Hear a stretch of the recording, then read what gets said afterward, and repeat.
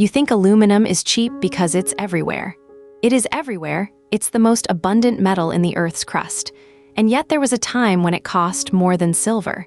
The bottleneck was never finding the stuff. It was paying for the power to pry it loose.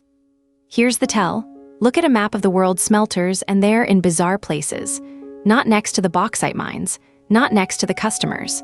They sit in Quebec, Norway, Iceland, the Pacific Northwest, next to hydro dams. Geothermal in Iceland, coal in parts of China, gas in the Gulf. Why would anyone ship alumina thousands of kilometers to a fjord? Because moving ore is cheap and moving electricity isn't. And this industry runs on electricity in a way almost nothing else does. The Hall-Héroult process, essentially unchanged since the 1880s, dissolves alumina in molten cryolite and drives an enormous current through the bath to strip the oxygen off. A kilogram of primary aluminum costs you somewhere in the region of 13 to 15 kilowatt-hours. That's why people call it solid electricity. Aggregated across the planet, and smelting swallows a few percent of every unit of electricity humanity generates. One number, and the whole strange geography snaps into focus. Now the second thing everyone gets wrong.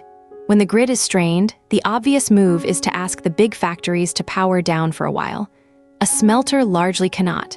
Cut the current to a potline and the molten bath starts to freeze. Leave it off for a matter of hours and the cells are wrecked, not restarted, rebuilt. Slowly and expensively. So the smelter is the exact opposite of the flexible demand every grid planner wants. It's an enormous must-run load. It needs the same power at 3 in the morning that it needs at 3 in the afternoon, in exactly the same amount forever. Which produces a pattern you can set your watch by. When electricity gets scarce or expensive, smelters are first in the firing line because the thing in shortage is their entire input.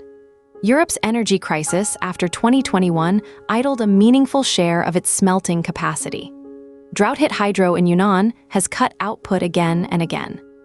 And once one of these places goes quiet, it tends to stay quiet.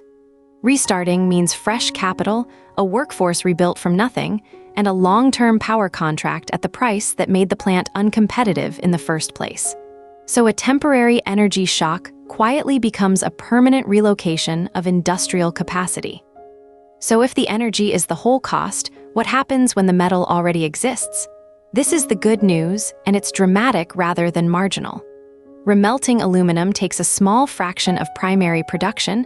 The figure usually quoted is around 5%. You're not breaking chemical bonds anymore. You're just melting metal. Recycled aluminum is not a lesser product. The catch isn't chemistry. It's sorting.